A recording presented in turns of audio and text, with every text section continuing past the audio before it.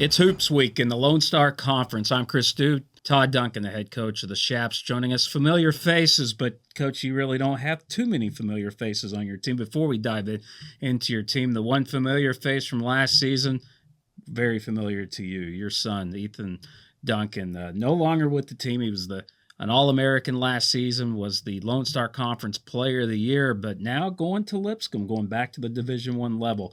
Talk about how that played out.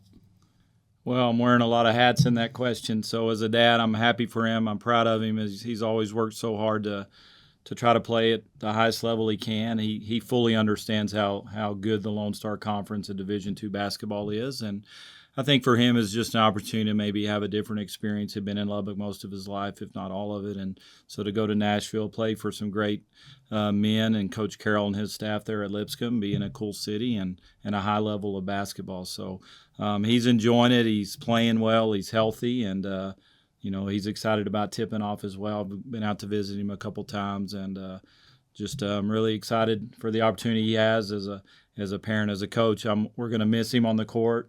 I'm going to miss him in the locker room, just going to miss his work ethic and everything there, just like we are a lot of those guys that are not back from last year. But such it is. If you have a good team, a good program, you just accept that you're going to be replacing good players year in and year out. And it's a blessing, especially in today's world, when you get some guys that'll stick around for a while like we've had in the past. And we're just trying to build it back up and be the best team we can be with the guys that are here. And I'm excited about them as well. I'm really going to pop quiz you right now. Okay. Can you name all the countries represented on your roster right now? Yeah, we got Hungary, 2 kids from Argentina, 2 from Australia, 1 from Finland, and best I know the rest are Americans. So, are you allowed to talk politics? Yeah, we there's a couple things that they always say are off limits, but those guys are very good natured and they're grateful to be here, and obviously they're proud of where they come from too. So I was teasing the Australians. America beat them in soccer the other night 2-1. They didn't even know they had played. So I think Finland beat the U.S. in FIBA this summer.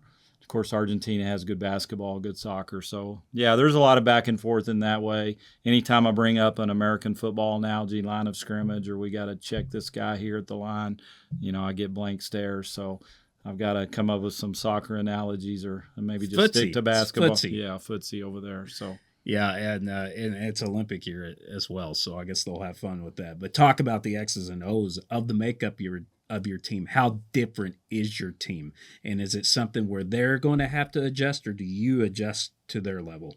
A little bit of both. We've kind of spent the first few weeks of, practices just kind of, we know from the recruiting what they do, but let's see, how do they do what do they do well? How does it fit with what we typically try to do? And obviously we want to maximize their strengths, so we don't want to be too stubborn and adjusting them to us, more adjust us to them. But there is some give and take there, but there's also some non-negotiables that we have, and that's where we've just had to communicate those and change some habits. They've all come from good programs and been and coached at a high level. So it's more just there's lots of way to do things, and we're just trying to blend it best we can. But playing in this Hall of Fame Classic has really shortened our prep time. So we've really had to have a sense of urgency in some of the things that we're doing now.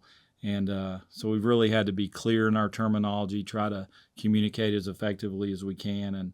And we'll see how it all turns out. But there's a little bit of a learning curve on both sides.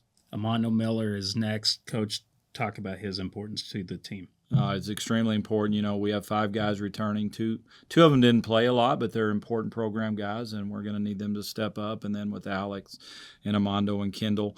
And Armando's just a special talent. He's looked great in our preseason. He can score at all 3 levels. He's multidimensional in terms of who he can guard because of his length and his size. And really, we can play him anywhere on the court. And, I've told him, I want him to be in Player of the Year conversations, All-American, all region, and all that will happen if we are having a good year and a winning year. So he understands that. He's very coachable. And he's looking forward to having a great season, and our job is to put him in the best places so he can do that.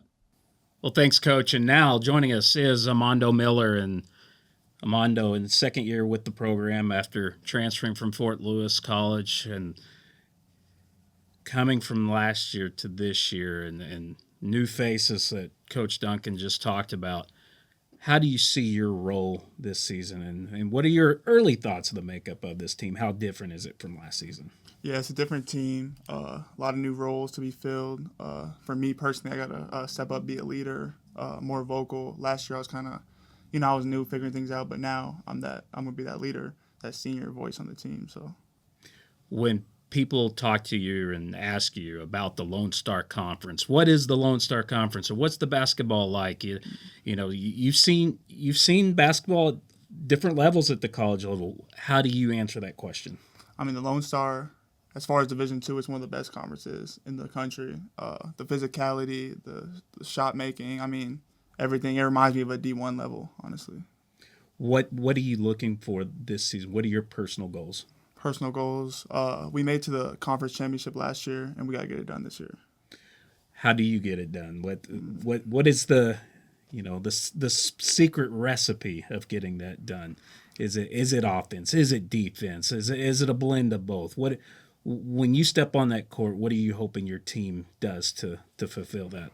Yeah, I mean, we got to defend. We got to defend at a high level this year. The offense is going to come. We got a lot of talented people, but we got to defend for sure. Is there a game on the calendar you always look for? I mean, yeah, whoever's, I guess, West Texas probably be one of them, honestly. I just didn't know. When you look at that calendar and you're talking to your family and making sure they can get to a game, are you looking at opponent? Are you looking at geographic? Is it a venue? Is it a special tournament? What is it? I would say, I mean, Colorado, I like playing teams in Colorado so my family could come. But, I mean, really any top team. I love playing against the nationally ranked team. We got a lot of them on our schedule this year, so I'm looking forward for all those. Well, best of luck this season. Thank you. And that's a look at the Shaps as they get ready to tip off the 2025-26 season. We appreciate you joining us here on the Hoops Week in the Lone Star Conference.